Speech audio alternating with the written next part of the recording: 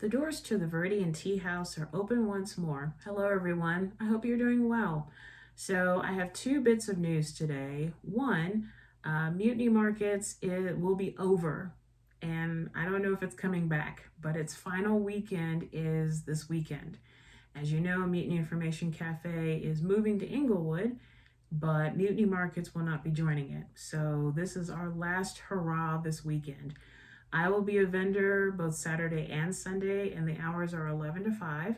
So if you've been meaning to enjoy a little bit of Mutiny Markets, but you just haven't been able to, this is your last weekend. And I just want to say to Julie and Trevor and all the vendors that I've met this year, you guys are awesome. And thank you so much. Thank you for everything that you've done. And now the other bit of news is that I have been working on a trilogy of little black books it's mostly of my erotica and novellas, short stories, things like that, stories that I'd written and kind of forgot all about. Well, I finally, many thanks to Amazon KDP, I finally got the books published. So the first book is Phalaenopsis and Pomegranate. Those were previously published, but now I've made them better. The second book is Tea at 3 a.m. and After Dark Collection. And the third book, which I just got the ARC copy today, The Pillow Book of a Tea Drinking Demi-Monde, an erotic collection. So I will put the links to the books in the video so you can order a copy. And I will also be ordering copies for my online store as well. And there will be an accompanying tea blend for the trilogy of little black books. But this is a project that I wasn't planning on doing. And after completing it, I thought, I'm very proud of myself. You just ever have that thing, that moment where something that you didn't think you were going to do, but you did it. And it wasn't easy, but you could look back and say, it's done, and I did it. So I'm very proud of these books. And if you order them, I hope you really do enjoy them. Thank you. Right, so I've got two books by two men that I have a lot of respect for. And one is fiction, one is nonfiction, and here we go. So the first book, I never heard of the author before. And as much as I hate saying that, I mean, there's so many authors out there, but this particular author, after reading him, I thought, I really want to read more of his work. So many thanks to Inglewood Public Library for having this book. But this is Denis Johnson's Train Dreams. And let me read the dust jacket for you. Denis Johnson's Train Dreams is an epic in miniature, one of his most evocative and poignant fictions. Robert Grenier is a day laborer in the American West at the start of the 20th century, an ordinary man in extraordinary times. Buffeted by the loss of his family, Grenier struggles to make sense of this strange new world. As the story unfolds, we witness both his shocking personal defeats and the radical changes that transform America in his lifetime. Suffused with the history and landscapes of the West, its otherworldly flora and fauna, its rugged loggers and bridge builders, the new novella by the National Book Award-winning author of Tree Smoke captures the disappearance of a distinctly American way of life. It was very minimalist, but it felt like so much was bubbling under the surface. And how an author was able to create so much in such a small book was commendable. And it was a delight to read. And it felt like the American West almost didn't exist. Like it was this otherworldly part of America through Denis Johnson's eyes. And about the author, he's the author of 6 novels, 3 collections of poetry, and 1 book of reportage. His novel, Tree of Smoke, was the 2007 winner of the National Book Award. And if I might be mistaken, but I think Mr. Johnson passed quite some time ago. But I know that because of reading Train Dreams, I cannot wait to read his other books. So Denis Johnson's Train Dreams, about a disappearing, magical, strange and unusual West. It receives five pots of tea from Viridian Tea House. So many thanks to Mr. Johnson for his words. And like I said, I can't wait to read his other books. This man, he reminds me of Cormac McCarthy. And I got into Cormac McCarthy kind of late, but I love his command of the language. And same thing with Denis Johnson. Just, you're right there with Granier and all of his trials and tribulations in dealing with the West and how it's slowly disappearing around him and being replaced with the modern world, and with Granier finding his place amid all of it. So many thanks. And the other book, I was introduced to this gentleman quite some time ago through a movie that I saw called My Dinner with Andre. And if you've never seen it before, it is through the Criterion Collection. And it's just two people in New York having a conversation over dinner. But that conversation, what it becomes, what you take from it, I'm still feeling the effects of it today. And it's because of that movie that led me to other movies spoken by one of the characters. And that person is Andre Gregory. And this is Not My Memoir. Sorry about the glare. So let me just read the dust jacket for you. This Is Not My Memoir is the life story of Andre Gregory, iconic director, writer, actor, and co-creator of My Dinner with Andre. Taking the form of a wondrous fever dream, this autobiography of sorts presents fantastic and fantastical recollections from the director who changed theater forever with his Manhattan Project, who once drove a fire truck onto the stage in the middle of an opening night, that was kind of cool, and who was willingly, albeit briefly, buried alive. This book takes the reader from pre-war Europe to Golden Age Hollywood, from avant-garde New York to monasteries in India. Throughout, Andre reflects on the role of the artist in society and also shares the personal and spiritual struggles that brought him past the edge of despair. Andre, as he sees himself, is a man who has lived for art, but who only recently learned how to love. This Is Not My Memoir is a collaboration between Andre and the writer Todd London, who forged a portrait of an experimental artist in his later years. What does it mean to create art in a world that often places little value on the act of creating it? And what does it mean to confront the process of aging when your greatest work of art may well be your own life? So, about Mr. Gregory.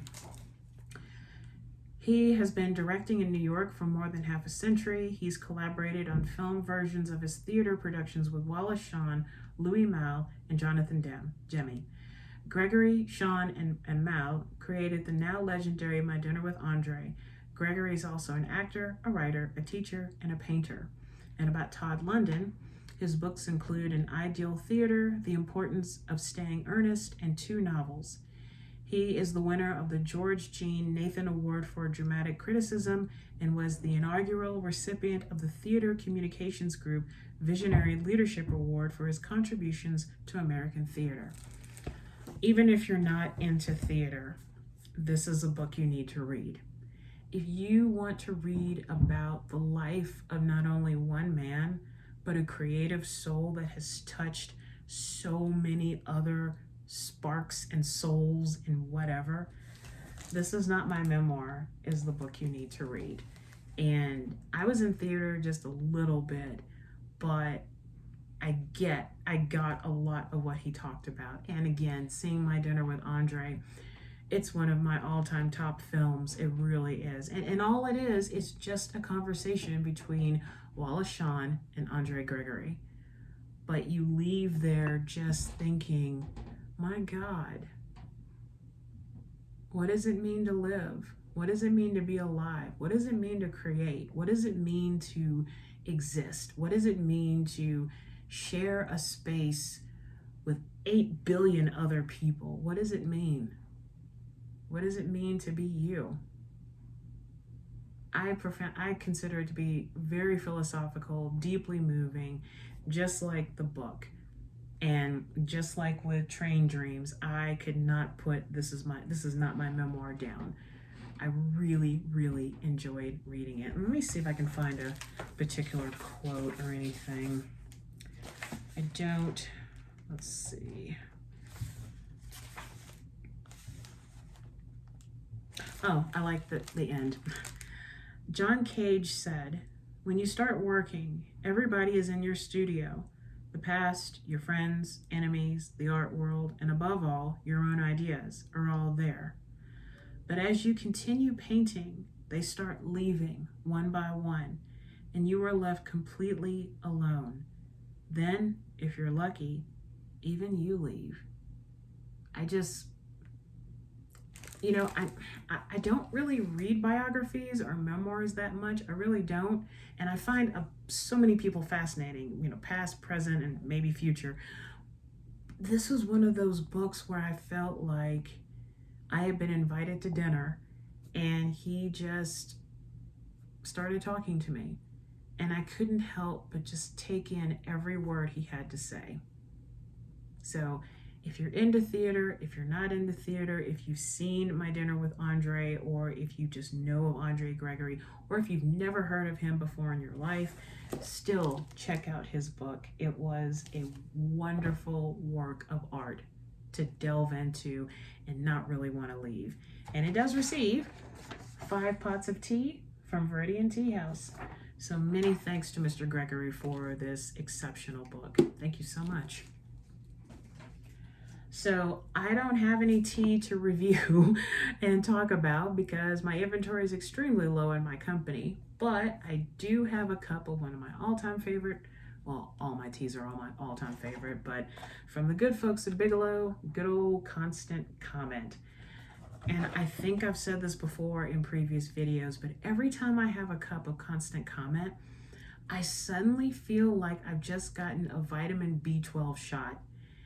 And suddenly everything that I want to do for that day, I get it done.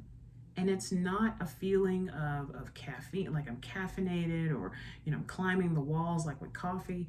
It's just this taste of, yes, I'm going to get this done. And I just get it done. So many thanks to the people at Bigelow for creating a blend that has just stood the test of time. And the ingredients, they're carefully selected. Black tea, rind of oranges, sweet spice, and natural flavor. And the sweet spice is a secret, so I hope they never divulge what the sweet spice is. But from me to you, a little bit of Constant Comment by Bigelow.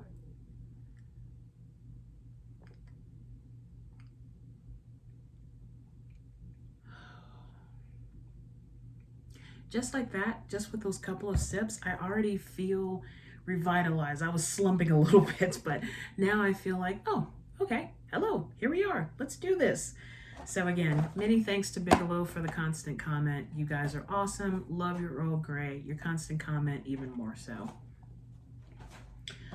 So before I wrap up this short video, let's take some time to do some breathing meditation.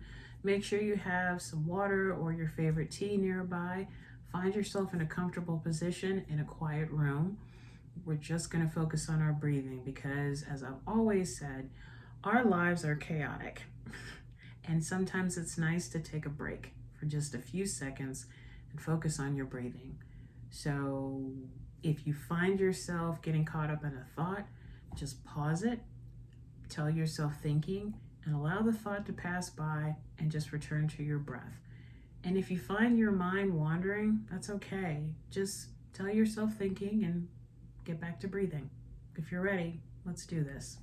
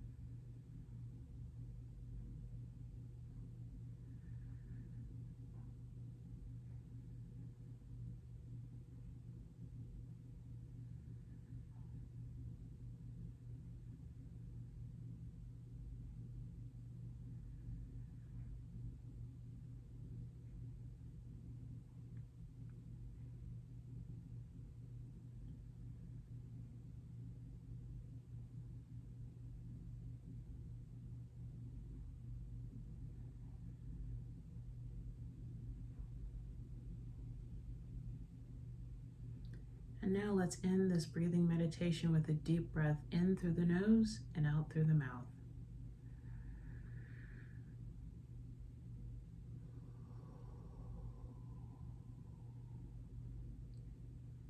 Slowly open your eyes or allow your eyes to come back into focus.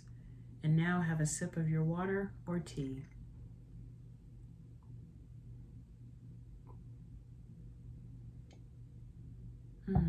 Still delicious.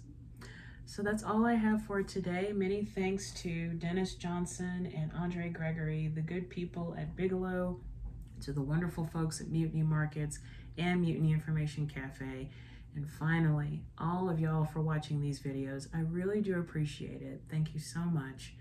And take care of yourself and each other.